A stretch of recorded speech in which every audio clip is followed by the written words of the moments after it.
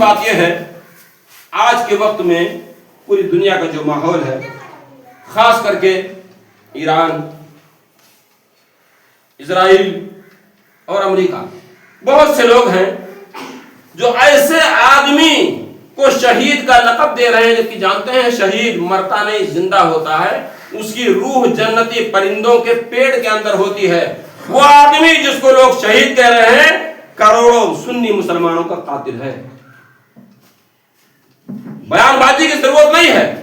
پہلی بات تو جب نبی پاک صلی اللہ علیہ وسلم اس دنیا سے چلے گئے، اب کوئی کسی کو کیسے سرٹیفکیٹ دے سکتا ہے کہ شہید ہے؟